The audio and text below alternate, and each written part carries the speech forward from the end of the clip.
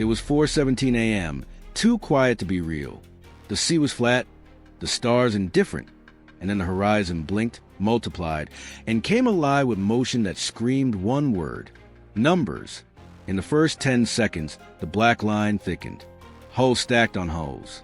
Small, fast, cheap silhouettes sprinting toward a single crown jewel. A mosquito fleet. Quantity as a weapon. Courage as a currency. The idea was simple. Flood the defenses. Overwhelm the senses. Drown precision in chaos. Shockwave thinking. Old school confidence. If enough bodies run forward, something has to break. Second 20. The carrier didn't move. No sirens. No panic. Just a quiet shift in posture, like a fighter lowering their chin. Sensors woke up, not with noise, but with clarity. Radar beams stitched the dark into geometry. Passive arrays listened. Space saw. Air breathed. The sea, suddenly, was not empty. It was mapped. 30 seconds in, the swarm felt big, dominant, loud. On paper, it looked unstoppable, but paper doesn't see. Systems do. Minute 1, the first threshold. Algorithms began to sort signal from noise, threat from decoy. Tracks formed, priorities stacked. The fleet didn't react. It calculated. Airborne ISR arced overhead, extending the carrier's eyes beyond the horizon. Electronic warfare whispered into enemy radios, bending confidence into confusion. Links tightened. Everything talked to everything else. Minute 2, the sky changed color. Fighters lifted, not in drama, but in sequence. Missiles cued like chess pieces, not fired in anger, but in order. Layered defense wasn't a wall. It was a funnel, a narrowing corridor of inevitability. The swarm surged, believing speed was safety, believing mass was armor. What would you do with 10 seconds left? Minute 3, the turning point. Aegis didn't flinch. It anticipated. Targets vaporized before they were understood. Precision replaced panic. One contact disappeared, then 10, then 50. The swarm began to rupture, not from impact, but from loss of cohesion. When numbers lose coordination, they don't fight, they collide. Minute 4, the math became cruel. Cheap holes met expensive certainty. Millions sprinted toward billions, and billions didn't blink. Interceptors met trajectories, not boats. Jammers met commands, not crews. The sea lit up in short, clean flashes. No lingering fireballs, no heroic last stands. Just outcomes. By minute 5, it was over. No damage, no breach, no scars to point at. The waters settled, littered with evidence of a doctrine that mistook bravery for strategy. The swarm never touched steel. It never forced a choice. It never earned a moment. Here's the contrast they didn't plan for. You can spend years building numbers. You can launch them in waves. You can shout dominance. But against a network mind, numbers don't add, they divide. Every extra hull becomes another track, another solution, another solved problem. Mass feeds the algorithm. Call it cost asymmetry. Call it reality. X dollars sunk in minutes versus Y dollars saved by foresight. Cheap speed versus expensive precision. Courage versus coordination. One side gambled on saturation. The other invested in integration. And this is the part that stings. There was no cinematic duel. No final missile slipping through. No edge of the seat save. The victory was boring. Clinical. Absolute. That's what dominance looks like now. Not chaos, but calm. The lesson isn't about ships. It's about thinking. Code beats mass. Coordination beats courage. Strategy beats force. When systems talk faster than humans can shout, old tricks become liabilities. When decisions compress into milliseconds, bravery without brains becomes debris. Feel the shift? This wasn't a battle. It was a paradigm shift. The ocean didn't decide the outcome. The algorithm did. So here's your pause. Type A if you believe numbers win. Type B if you believe systems win.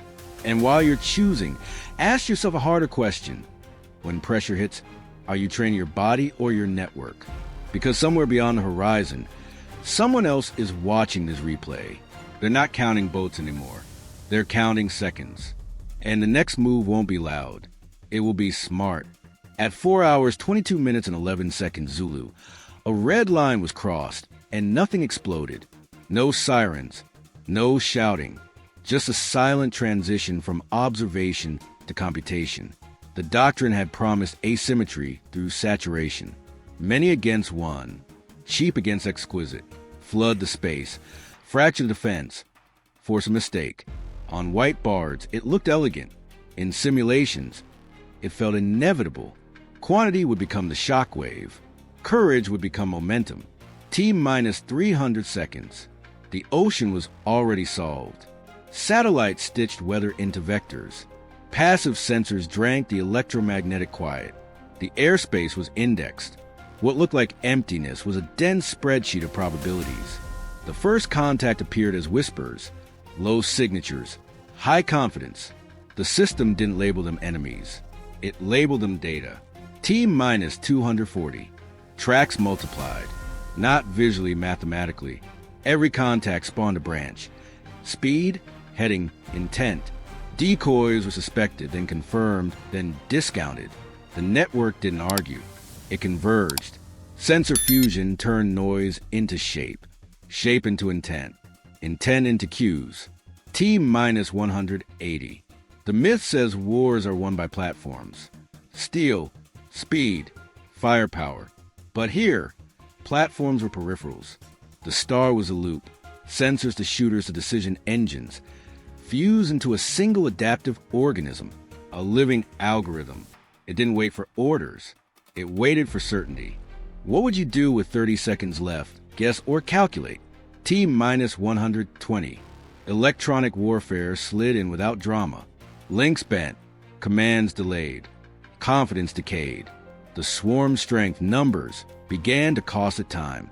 Every extra hull meant another update, another correction, another opportunity for the loop to learn faster than the attackers could adapt. Detection ranges stretched past hundreds of miles. Engagement envelopes nested like code blocks. Air-sea space one stack. The network didn't see ships. It saw trajectories. It didn't fear mass. It optimized against it. T-minus 60. Classification completed. Threats were ranked not by size but by consequence. The queues settled. Interceptors aligned with math, not emotion. This was not a duel. There would be no heroics, no last-second saves, only precision. T-minus 30. Missiles left rails in clean sequences, not salvos. Each launch solved a problem, then moved on. The air filled with solutions. The sea accepted the results. The swarm entered the funnel and felt something unfamiliar, loss of agency. Commands arrived late. Formations unraveled. Speed stopped being safety. T-minus 10. Milliseconds mattered now. Engagement cycles collapsed into blink time. Sensors updated faster than eyes could track. Decisions executed faster than voices could speak. The algorithm didn't hesitate.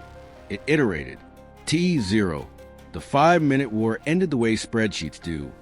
Quietly. Threats neutralized. Queues emptied. No damage reported. No alarm sustained. The network returned to monitoring, as if nothing worth remembering had occurred. Metrics told the story without adjectives. Detection at hundreds of miles. Intercepts in milliseconds. Cost asymmetry laid bare. Millions expended against certainty measured in trillions, amortized over foresight. The doctrine of saturation didn't fail because it was bold. It failed because it was analog in a digital fight. This is a paradigm shift. Strategy is software. Platforms are peripherals.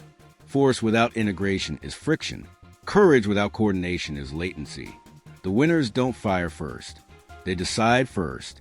There's a temptation to call it unfair, to say the math drained the meaning from a fight. But meaning didn't disappear, it moved. It migrated upstream, into design choices, into architectures, into the discipline of building loops that learn faster than opponents can think. And now you're inside that loop. Every system you touch, every process you optimize, every signal you amplify or ignore, these are the new weapons. Noise feels powerful. Signal wins quietly. The question isn't whether you can add more. It's whether you can connect better.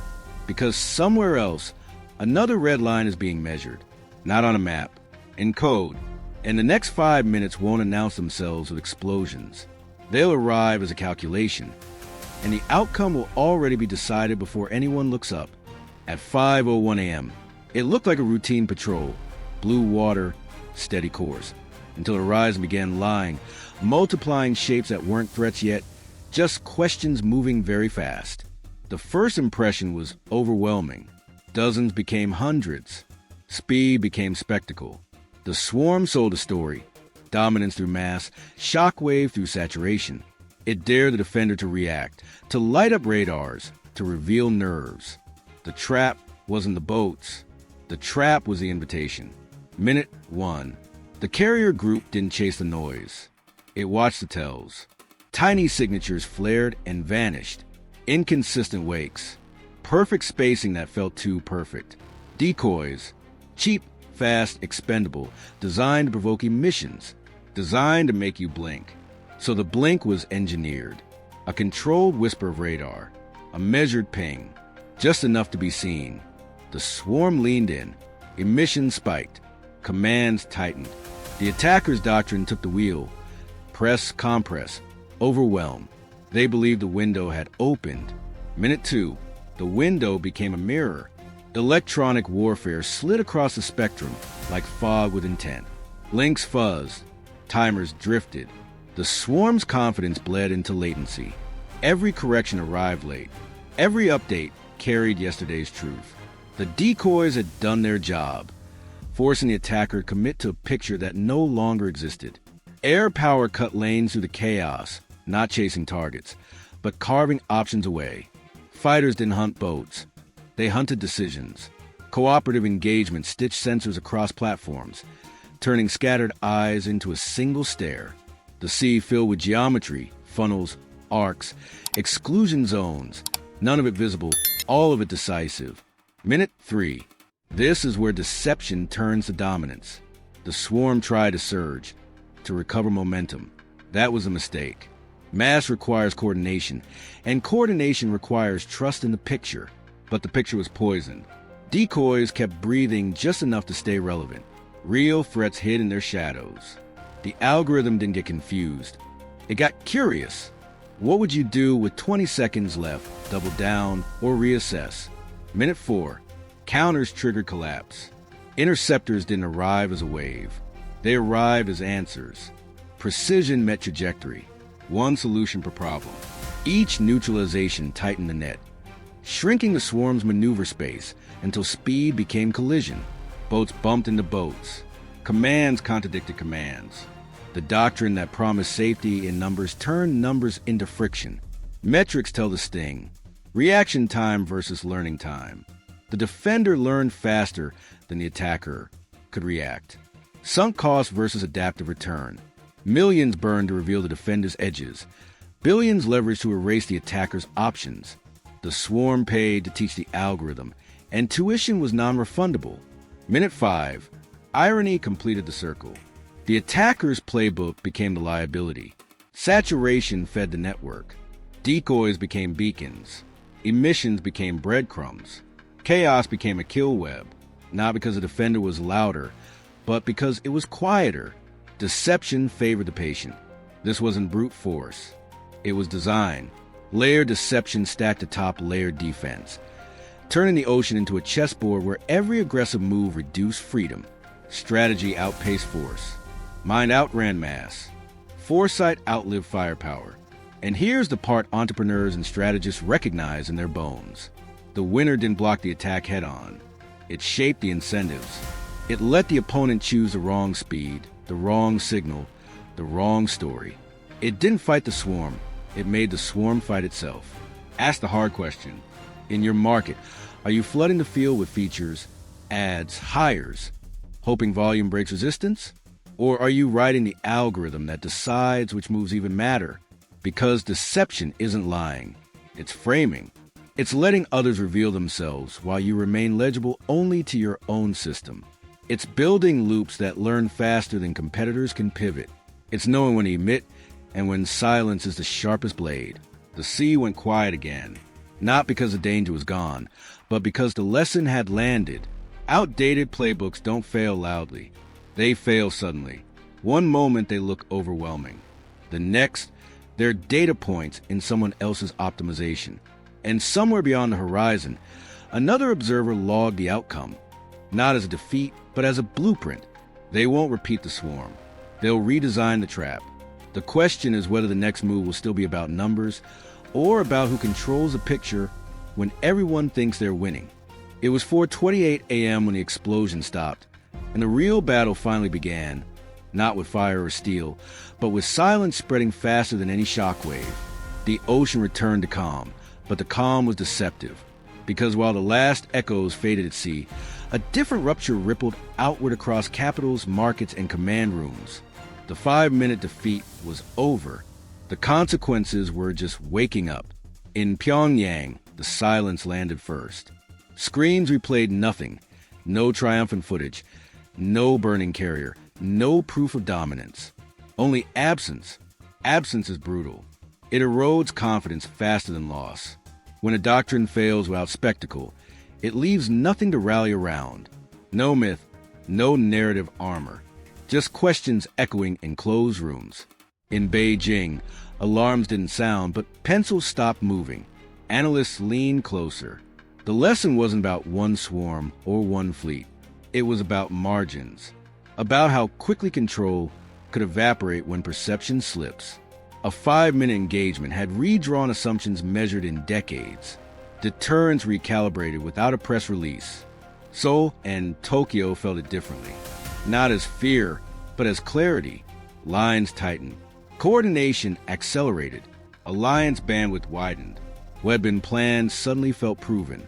Trust compounds when outcomes are clean. Cooperation doesn't need slogans when the math checks out. This is the battlefield beyond the battlefield. The mechanism isn't weapons anymore. It's belief, credibility, the quiet confidence that moves markets before missiles move. Narratives became vectors. Signals traveled faster than ships ever could. Insurance premiums shifted. Risk models updated. Escalation pathways narrowed.